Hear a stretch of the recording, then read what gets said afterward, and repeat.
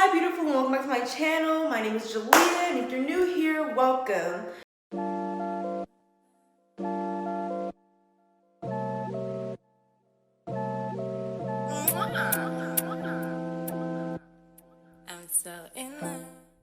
Today, I'm going to be starting my wig series. I don't know, I'm going to have a clever name for it coming up soon, but right now I don't. So right now it's just a wig series.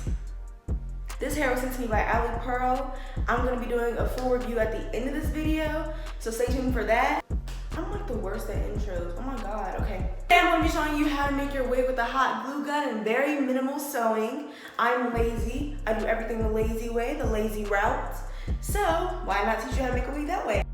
I will be having a series again on how I make my wigs. This is going to be the kicker offer, the starter, the beginner, the genesis of my series. For this wig series, I'm going to be showing you how to make the wig, how to bleach your knots, how to pluck your frontal, how to lay your frontal, how to bleach the hair, all different things, and all the easiest ways. So if you're looking forward to that, definitely leave a like, leave a comment, let me know what you want to see first, and I'll get it going for you.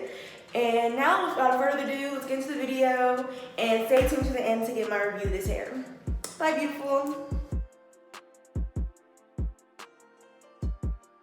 Hi, beautiful. We're hopping straight into this. I have a wig cap, a dome cap, a hot glue gun, some T-pins, some curved needles, my threads, scissors, and tweezers, and a canvas head. I'll leave the link to this canvas head in the description box. And then I have my Alipearl hair. This was sent to me. I got an 18-inch frontal. Dang, what did I get, girl? I think it was a 20, a 22, and a 24-inch bundle. Yeah, I think that was right. So now I'm about to show my ugly face. And this part is kind of important, but I did it a different way than you should because I got this extra large wig cap like a dumbass. Don't get the extra large wig cap. I don't know. I just was grabbing things. Don't do what I did. So there's me being ugly and smacked, you know, boom. So I have the dome cap on my head, and I'm just going to put this frontal, and I'm putting mine a little farther back because I wanted to get rid of some of that cap space. But what you should do is put it so it meets the line of the dome cap. Maybe even just a little more forward. But since I have this big ass wig cap, I was making do with what I had.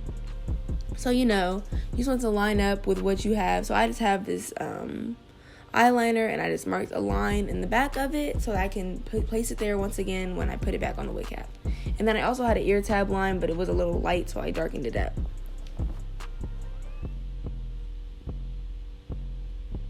And then there's the top line. And so now I'm using the T-pin, and I'm just going to tap that into there, and I'm going to lay that down so I can get to sewing.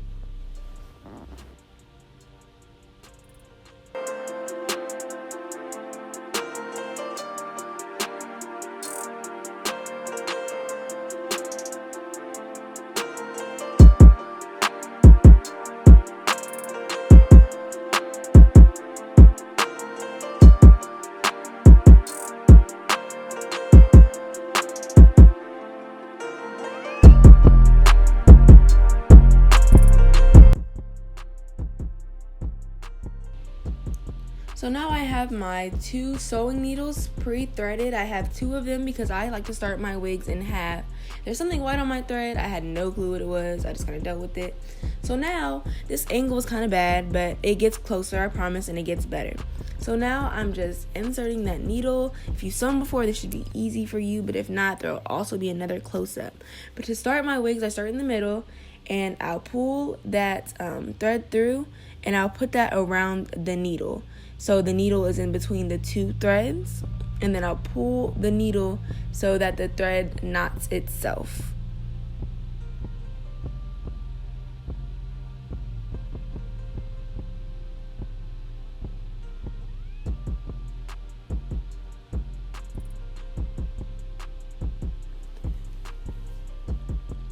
If that doesn't make a lot of sense to you, I think I do it again, but I'm not sure.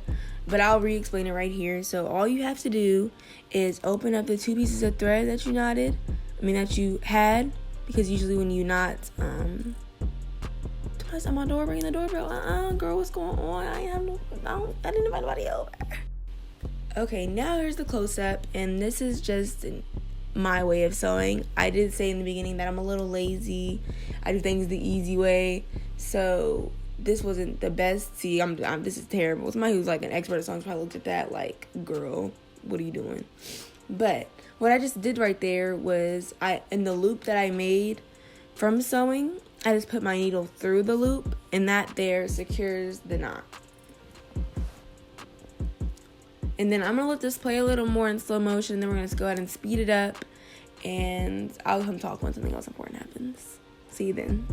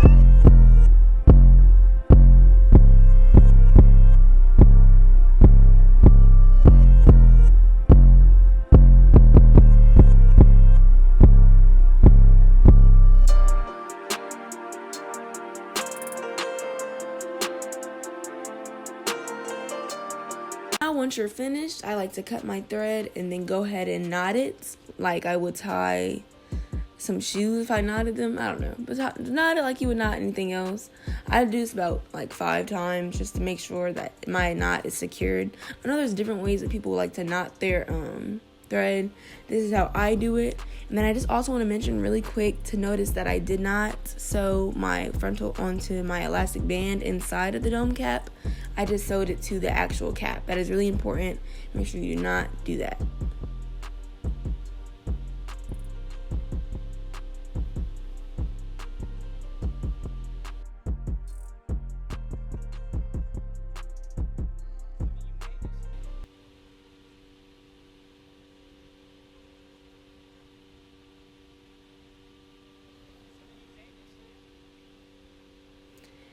And then once you've repeated your other side, the steps on the other side, this is how it should look.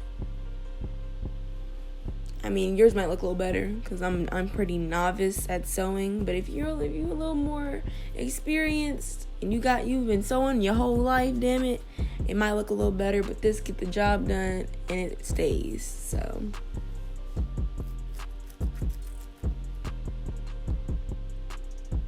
Now I'm just marking where I'm going to lay out my tracks.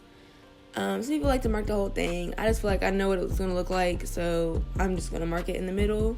I'm visual, so I can see the whole entire vision. You see I only marked the bottom one. I was like, wait, I ain't got to do all that. So I didn't. I just marked up and down the middle part of it, and then I kind of lined up some of them at the top. So I can make sure I laid them right. But other than that, this is super easy to do. Just map up where you're going to do your stuff. And honestly, this isn't needed, but it does help you guide out everything. Now, these are the Alipearl bundles. They look really pretty. Super soft, and they're pretty thick for being 24 inches. And long for those 24 inches. Like I said, I'm 5'3", and I didn't say this in the beginning. Oops, my bad. You'll see at the end I said that they go to my lower back. Okay, so this is the hot glue gun, and now this is where I fucked up. I didn't want to take this out because I wanted you to know that these tracks in the back, because of how I did this, fell out, okay? Do not do this. What I did was I laid out my glue first, okay? And then, on top of that, I didn't cut my track off to begin with. So when I went to go lay it, I'm like, oh shit, this ain't sticking. because it dried down in the meantime. So absolutely 100%. First of all, measure your weft to the cap before you glue it, because see, I'm about to cut it off now like a dummy. Don't do that. Make sure you measure your weft before you put the glue on, and then when you put the glue on, put it on in sections. You're gonna watch me go to put this on and it's not gonna stick. And these like bottom 2 tracks end up coming out of my wig. And I was in like Florida when it happened, so I couldn't glue it back on. But see, watch, boom. I said tap and nothing happened. So, you know, learn from my mistakes. Make sure you do it the right way, and the right way will be coming up shortly.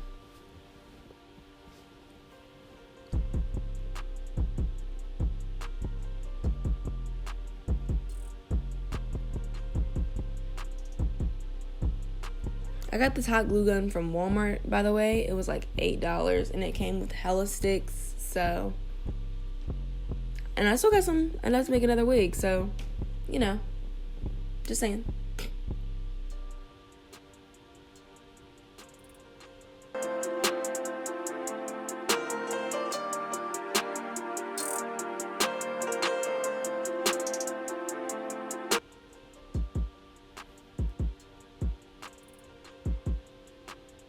So this is the proper way to do it. I measured my section before gluing, which is really important, and then I'll do it in section by section, because this glue does dry pretty fast. So if you don't get it by the time it dries, and make sure that it's got all the weft covered and secured and sealed, then your track is gonna fall off and it's not gonna stay on there. And then if you're worried about the glue that's getting in the hair, it all comes off with like no trouble at all. Like all those little stringies, they all go away when you wash the hair.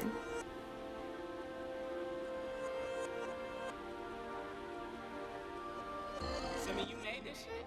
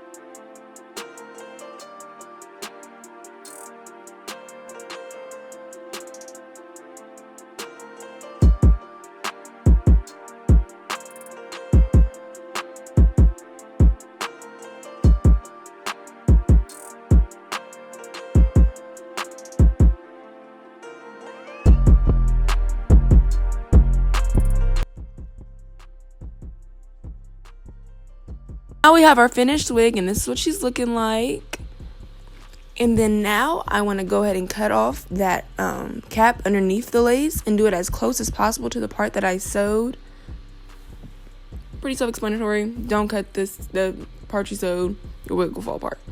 There you go.